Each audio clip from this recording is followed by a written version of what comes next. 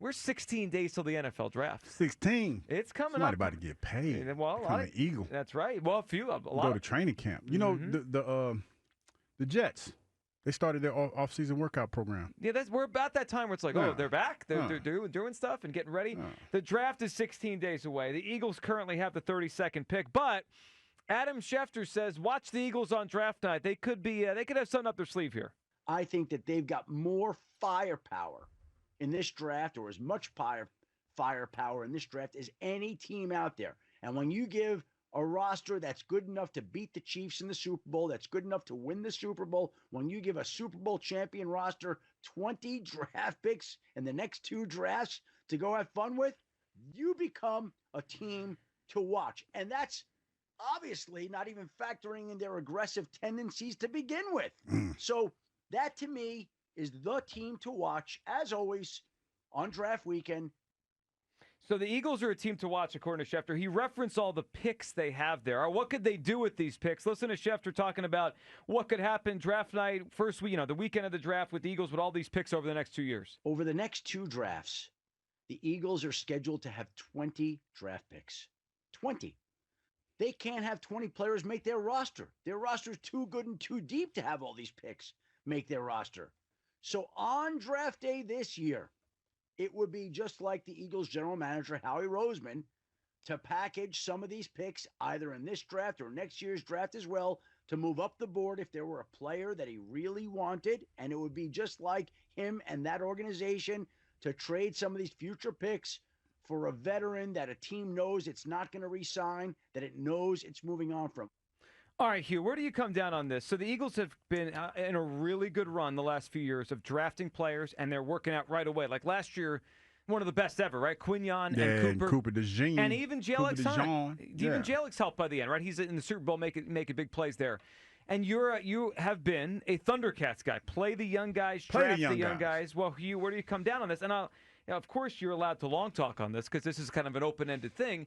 But do you want them to just kind of keep doing what they're doing, which is draft and develop? Or do you want them to package some of these picks, move around, trade for vets? Where do you come down as we're 16 days to the draft? I'm not going to long talk with this one. I'll probably mid-talk a little bit. But I feel like this. I feel like with what just transpired, winning the Super Bowl and the way that you won the Super Bowl, with lightning in a bottle, if you're being honest, because to me, the way that this defense played was probably more of an anomaly than anything.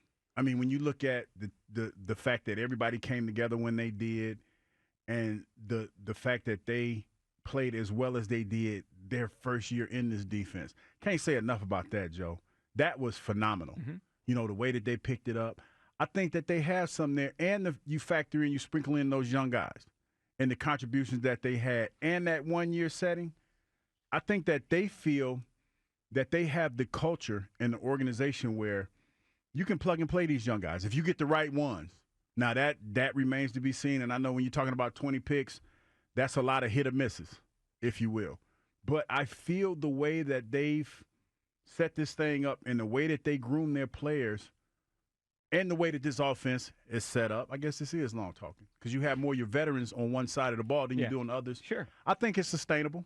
So you want to keep drafting. Draft and develop. Yes, because I don't feel like – a lot of people feel that because you don't have that many veteran guys on the defensive side of the ball, you're going to take a step back. I don't believe that to be the case. One of your leaders on that defense was a guy who didn't even know he could play the position he was in. That's Zach Bond. And he became a hell of a leader. I know that, losing C.J. G.J. is one thing, but there was a lot of growth back there from that secondary. And you talk about Reed Blankenship and those guys. I know that nobody feels comfortable with that, but I think that you got an opportunity to get more athletic on the back end and get more athletic with these younger guys, and they're more that you can mold them a little bit better. So here's where I'm at on this. And Hugh, the draft last year was amazing, and it worked, and they played a lot of young guys, and they won the Super Bowl. But I agree with you. You used the term lightning in a bottle. I'm going to use that term, but on something else. And look, you guys know I'm a Howie Roseman fan. I think Howie's a Hall of Fame executive. This run of drafting players that all hit, it's probably going to – the well's going to run dry at some point. No one hits at the rate he's hit the last 4 years. Just like Just like I thought people overreacted 6 years ago when he had a bad run of drafts, right? People said he couldn't draft. He didn't know what he was doing. I didn't think that was fair. I think over time, what is it? You hit 50, 60% of your draft picks, 40 turn into busts. That's not bad. Right? But he's been hitting at a higher rate lately. And I'm just thinking to myself, like, hold on.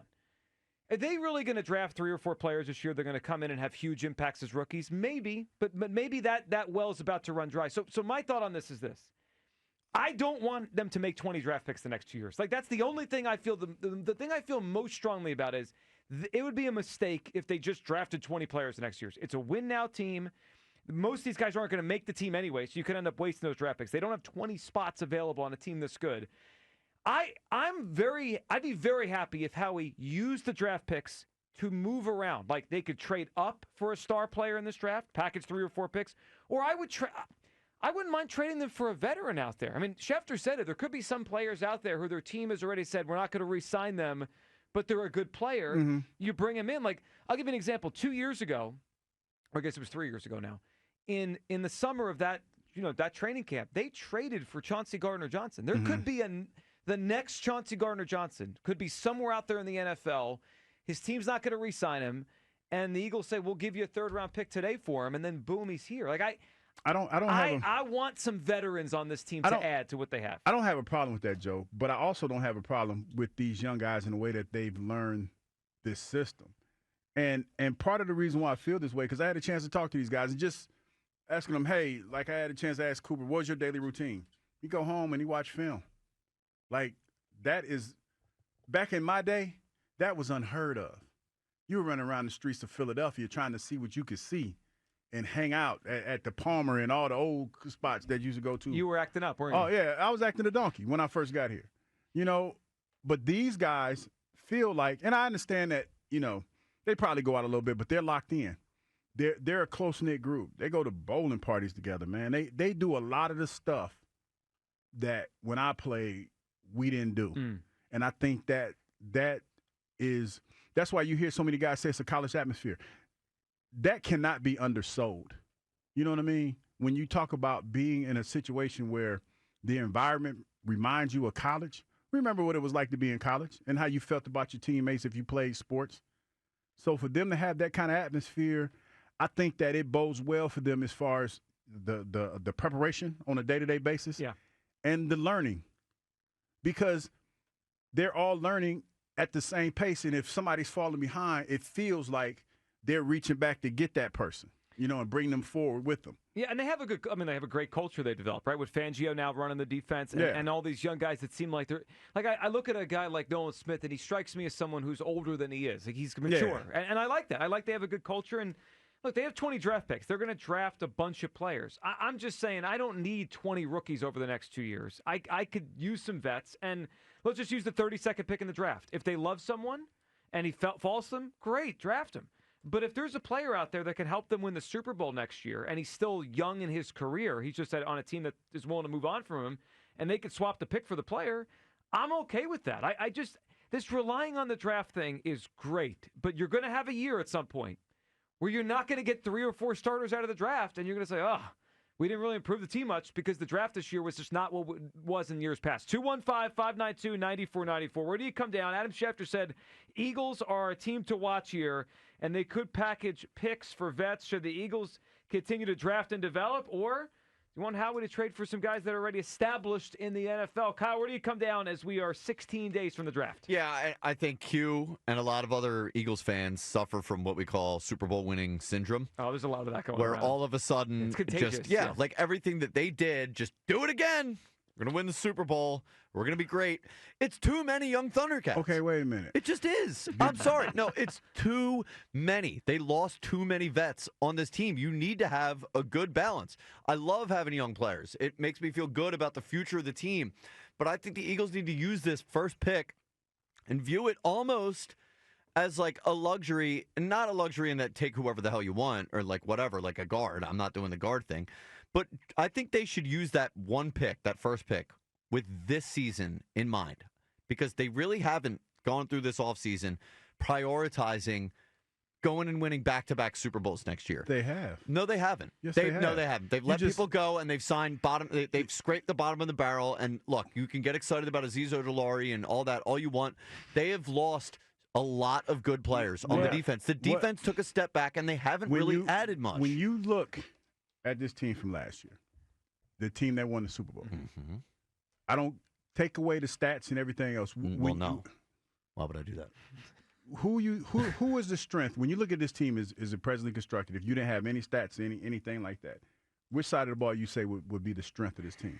Well, last year was the defense. It was the defense. I'm not. That's not what I'm asking. Well, I'm saying if you looked at the roster, if you looked at the roster, it's the offense, but I don't have as much confidence. But here's the thing. Here's the thing. Out of necessity of how they played last year, we gravitated more towards catering to the defense, allowing them to do that. Well, also the defense was great. They performed well. Lightning in a bottle with a bunch of guys that you didn't know what you were going to get from. Okay, well, that's kind of the point then. You think they're just going to capture that lightning in a bottle again by drafting young players and they're all going to fall in line and be great. That's not how it works. It does work like that. Let me tell you why. Because now you're second season into this defense that you basically already mastered. But it'll be the rookies first. Are you going to let me finish? Because I'm about to wrap this up into a nice little bow for you. And you're going to integrate those other smart players into this, and it's probably going to even be just as good or better than it was last year. But they're rookies. Yeah, so Josh Sweat was in his 8th year in the league. Right. And Milton Williams was in his 4th year in the league. And the vets they brought in are now in their first year with the Eagles. Chauncey Gardner-Johnson first year with the new defense. His 5th or 6th year too in the much. league. And it's asking a lot. Our quarterback has evolved. No, I'm talking about the player. defense. Well, I know what we're talking about, and I'm trying to tell you. I don't know if this offense is going to lead the way. Hold on a second. I hope you're right. You're right, Joe. About that. We hope the quarterback has evolved. Right. I believe that he has. If he plays like he did in the title game in the Super Bowl, then he has evolved. Then they can win with a mediocre defense because Jalen was outstanding in the final 2 games. But if Jalen plays like he did most of the season, they need a big-time defense to back that up. It's too much eggs in one. It's too many eggs in one basket. Also, and that, like you said, I think the drafting thing is going to regress back to the mean. The point that Schefter made about having so many draft picks, look, we can, and we've complained about the offseason. It's still a very good roster, right? Yes. But what that means is there's nowhere for a lot of these rookies to fit in, and they do have a lot more draft picks in the later rounds, right? It's not just the first-round pick that we have. So use that to sort of balance the scales a little bit and get an established veteran in here who I think can help bring some of these younger guys, when we do bring in some rookies, along. I just think the balance has tipped too far in the scale of young guys for me to feel really, really good about this. If they want to win the Super Bowl next year, I think they should be willing to give up some of these picks for vets. Now, again, I'm not trading the whole draft away, and I'm not trying to dump the idea of long-term success because part of this is they realize how expensive the team's getting on offense, right? So they need. You've been saying this for 2 years. They need cheap defensive players. Yeah, and that's what they're going to do to even the scales. But how? My thing is, how many do you need, and how many more can you add in vets on defense and it still works, right? Do you need Jalen Carter and a bunch of guys that make no money, or could you fit in one more? Let me give you a name. We talked about this name a month ago. He's still on his team. He hasn't gotten a contract. I don't think he's going to get a contract. Trey Hendrickson's still on the Bengals, right? They paid the pass rusher. Yes, they paid the quarterback last year. They paid 2 receivers this year. They paid their tight end. They paid a guard. The Bengals are obviously listening to you about offense and defense, and they're paying all their offensive guys. Good for them. But if they can't pay Trey Hendrickson, they're going to trade him. That's probably going to happen. That's the kind of guy I think of where, if I could package a couple of these picks and bring him in, I'd feel better about the defense while still having a bunch of picks to add the rookies in. That's what I'm thinking about. I'm okay with that, but still, you're still going to sprinkle in some young guys. You're still going to have young guys. You're still going to have a young linebacker, more than likely. You're still going to have a young guy in the secondary, safety position maybe. Yep. So you're still going to have young guys on the defense. You're just saving that because you're getting one defensive end. But for the most part, you're a young defense. You know what this comes down to, both for us as fans and for them in that draft room? And I don't know the answer to this question, has Howie really figured out the formula to draft? Because we gave those numbers, 60-40, 50-50, right, with draft picks. Unless they think, and he thinks, I've got it now. If Howie has tipped the scales to where he feels really strongly about his ability to draft, then of course that makes more sense, right? Those guys are cheaper and they're younger. But if it's going to regress to the mean, then it feels riskier to just draft a bunch of kids because some of these kids aren't going to be good. Quinyon was great. Cooper was great. Hunt looks like he could play. I just get concerned at some point they're going to have a bust in here, and it just happens. And then you're going to have nothing from that pick. I think the biggest thing that I've noticed from these Eagle players and the ones that they've gotten since the time that I've been here is that they're smart. Like, you could argue their athleticism or whatever, but they pick up. It feels to me like they pick up everything pretty quickly. And I think if you keep that mantra going, that you put yourself in a good spot, because you're not going to make that many mistakes. This is the thing that try to get people to see when you talk about defense and football in general. Everybody at this level has talent. Now, when you're trying to make a play or you're trying to expose a defense, I'm going to simplify it. Basically, you're trying to make them make a mistake. Mm. This defense didn't do that because everybody was smart and they knew where they were supposed to be. And a lot of times, if you know where you're supposed to be and you understand the defense, that takes a lot of pressure off everybody. You got to have athleticism, no question about it. But you also have to know how you fit in the defense. And you know what's funny? And I don't know if this is because of the fact that he got traded or anything like that, but stories are starting to come out now about how CJ was a little bit of a cowboy back then. I'm not taking shots at him. I'm just trying to, show people maybe that's one of the reasons why they let him go. Right. I know there's a lot of people in the building that didn't want to let him go, but some people felt that maybe he was back there, taking too many liberties in the defense. So I'm looking at the Eagles draft picks just to show how it's flipped so much in a few years.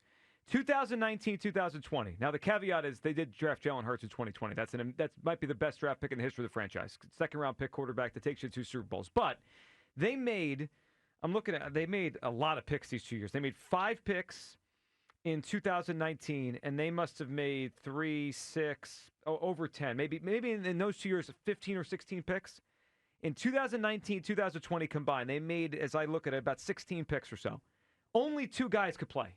The only 2 guys that could play were Miles Sanders and Jalen Hurts. They had a lot of wasted picks. I'm talking about Davion Taylor, John Hightower, Jalen Reagor, Arcega-Whiteside. I mean, these guys were wasted picks. Now, since then, 2021 to present, Devontae, Landon Dickerson, Milton Williams, Kenny Gainwell, Jordan Davis, Cam Jurgens, Nakobe Dean, even Calcaterra, Carter, Smith, Sidney Brown, still a hope for Ojomo, Mitchell, DeJean, Hunt, Shipley. I mean, it looks like they're on a run of 4 years in a row, where it's like 3 or 4 or 5 real players every draft. Eventually, we might have a 2019 draft. The likelihood is that it regresses back to the mean, and the scales tip back the other way. And everybody does it, and I understand. Everyone's so excited that they won the Super Bowl. But it's going to be too much eventually. It's going to be too much. I know we're so high off of what Vic Fangio was able to do with Zach Bond, everything. But it's the Super Bowl winning syndrome. They're not going to just be able to get away with it every single year.